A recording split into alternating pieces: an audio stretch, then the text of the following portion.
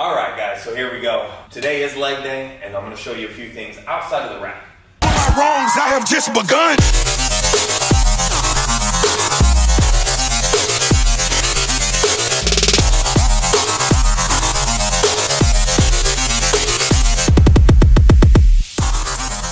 My typical leg day usually consists of squats and who knows how many different variations, also deadlifts. And today, those may still be in here, but I'm going to teach you different forms to get different parts of the leg outside of the rack, all right?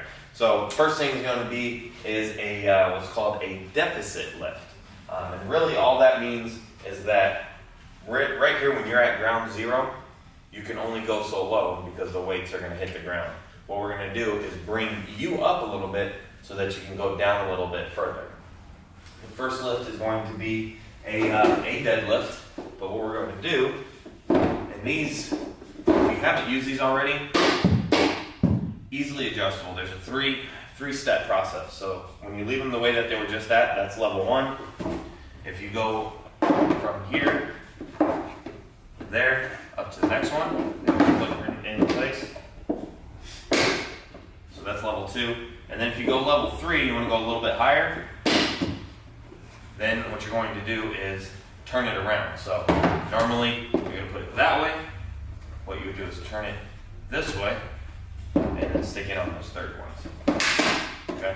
So it would look like so. Alright? But again, since this is our first time doing deficits, we're going to leave it at the lowest one. Just like so. Alright? Now what we're going to do is a deadlift with the deficit with a kettlebell. Alright? Now for those who are here specifically at the weight house, we have this pretty cool kettlebell device where it allows you to turn any of the dumbbells into a kettlebell. Alright? So you just unscrew the mechanism there, open up the latch, put it in, and then you tighten it up. And then once it's tight, you can allow a little bit of movement. It's fine. Then there's a little safety right there on the right that you can tighten to lock it into place. All right, and there you go. So now you've got yourself a kettlebell. And then there's this little pin up here at the top. Now, the way that we're going to be using it right now, this way you want to use it more so if you're carrying it on the side for maybe like a farmer's walk or something like that. But what we're going to do is we're going to pull the pin, and we're going to rotate it. You want to rotate it to the left, depending on how you're looking at it. So then now, we're right there in the center, okay? So essentially what we're doing is right here, all right? So you're just doing a little deadlift. All right? So what we're going to do now is bring that over here, allowing us to go deeper into the squat, and then pull back up. Here, go ahead and grab it. So now, as originally, this would be my zero, or where I start from the ground. Where now, I'm already having to go an additional maybe about 4 inches further down. So here, up, down, up, all right? Now, tons of things that this can help out with in the progress of your strength and the development of the legs, but we'll get into that another time. This is strictly just showing you some other movements that you can add into your routine, all right? So there's a deadlift. Now that's your typical conventional deadlift done with a kettlebell. But now we're going to do a Romanian deadlift or a stiff leg deadlift, however you want to call it. Some call it stiff, Romanian, straight leg. They're all the same thing, okay? And again, if you're going to start going into deficits, make sure that you have your form already pretty much nailed down. What we're going to do now is turn this hex back that way. All right? So your typical straight leg is you're going to be like this. The legs are going to be parallel. Come right here.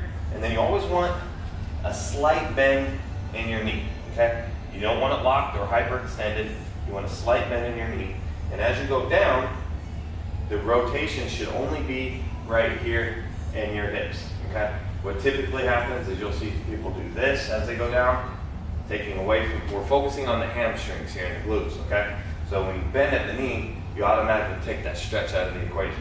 So we'll go ahead and bend slightly at the knee to prevent injury, and then we'll rotating at the hip, try not to round the back as well. That's another thing that you'll see people do. A good thing, or good mechanism that you can use is we have a light metal post here, and you can hold it here against your back. Make sure your back, your butt, and your head are pretty much touching at all times. And that goes for squat, deadlifts of any kind. You want to make sure that your upper torso is staying locked in one line. Okay? So we're going to come down, and down, down, up. And if you notice my knee stays slightly bent, and I'm just rotating at the hips. Alright?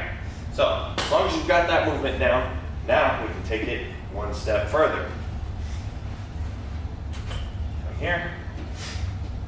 Now, because it's 4 inches, that's a huge amount of difference, especially when you're going to a deficit for this movement. Don't worry about going all the way down. Okay? As long as you're going past 0, then it makes it worth you getting here. All we're doing is trying to promote a little extra stretch in the movement. Okay? So, go here, grab the dumbbell, and if it's a little bit difficult, you can actually go ahead and bend at your knees like a regular deadlift so that you can first initially pick it up and then go ahead and get into the movement. So, slide bend in the knees, down, and up. Alright? Down, and if it rolls off your toes, that's fine. What it'll actually do is give you an opportunity to know about when you're usually at 0, and anything more than that, you're going further than what you usually do.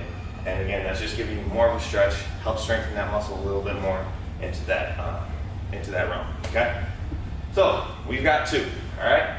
So we've got the deficit for both RDLs or Romanian deadlift and your conventional deadlift with the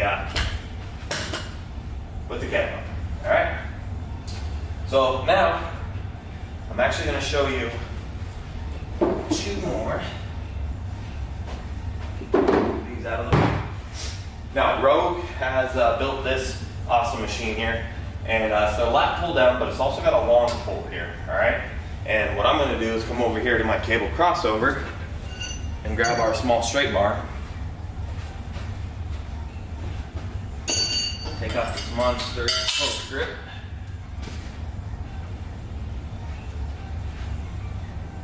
Alright, so we'll attach this. And if you don't know how to use this machine yet, which you should, but if you forgot, there's another video on here, and you can go back and it'll show you the adjustments for this machine. Really simple, alright? For anybody who is a little bit shorter, such as myself, you'll want to adjust this just by turning that knob and then pulling this back, because you want to be further away from the podium so that it doesn't actually hit 0, okay? If you're a taller person, typically you can keep it all the way out there, alright? So you'll come down, put your feet on there, wiggle around so when you're in a proper stance.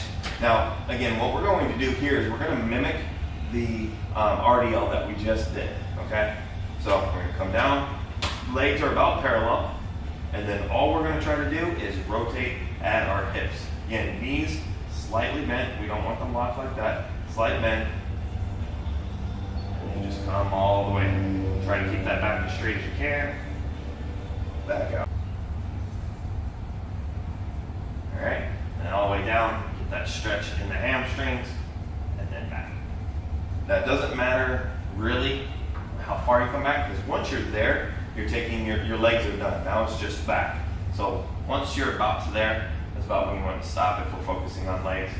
Now when you come in, if you notice, you see how I'm touching there? My form should be pretty good, but if I'm touching, we really don't want the load to fully release, so you should bring this podium, this red podium, further out, so that way when you pull the mechanism out, you're not fully resetting after each rep, okay? So there is 3. All right, last but not least, what we're gonna do is grab one of these bands here and come over to the cable crossover machine, grab ourselves an ankle strap. All right, so here's the ankle straps. And then what we're gonna do is, first of all, move everything out of the way. So I'm gonna come here, And the way that you loop this around, take one end around the post and then pull it through the tail end of the band. Okay? So there's that. Also, I forgot, when you grab this, grab one of our carabiners over here. Okay? So we're gonna go ahead and put this on, put it through, strap it down, bada bada.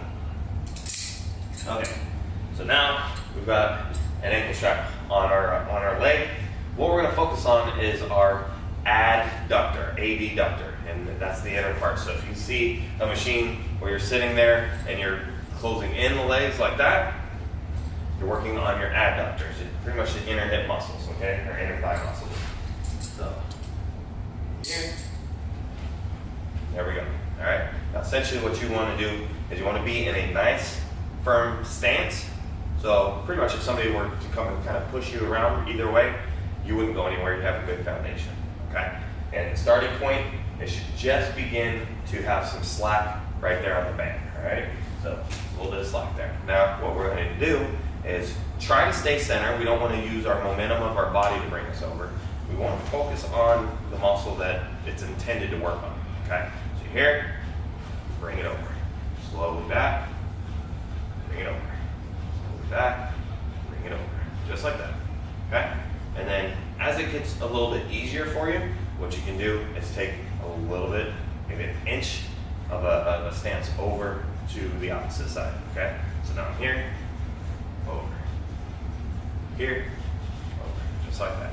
Alright? Real simple. Now, although this is the fourth movement, there's a way to alternate this to your abductors, abductors, and that is your outer part of your hip. So we'll do, just so I'm facing the camera, move this side.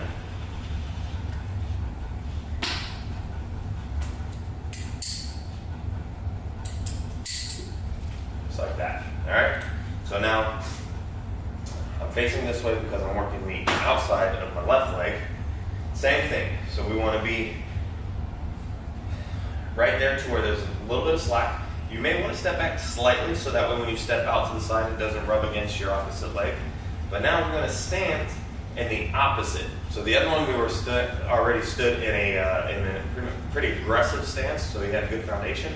Here, we still want a really good foundation, but we don't want to be up here and then trying to bring the leg out. So we want to be right around here. Again, right where there's slack. So if I'm here, it's 2 plus. So if it's here, it's not enough. Right there where it starts. Now, get ready. Get your nice stance there. But my legs are closer together than they were in the other one. And then out. Out. Now you notice I'm not doing that, right? My body is not making this movement. I'm focusing on the intended muscle here. So here, out. Out. Just like that, all right? And then you don't want to do this. You don't want to drag your foot either way, okay? Get there and then bring the foot back, all right? And sometimes people will use either a weight or we have a couple other things that you can put as guides if you need to kind of reference where you're beginning. But that's it. So there's 4 leg movements that you may or you may have not. If you've never done a deadlift like that or a Romanian deadlift like that, don't go jumping into the deficits, all right? That's something, I don't want to say advanced, but it's another level up from your beginner. You want to make sure that you know and understand the regular movements before you start getting into there. So that's it, guys. Again, there's a leg day for you. As always, thank you so much for following The Weight House. If you have any questions, comment. Also, subscribe. Hit that little white triangle down there in the bottom right. And we'll talk to you next time. Thanks so much for following The Weight House.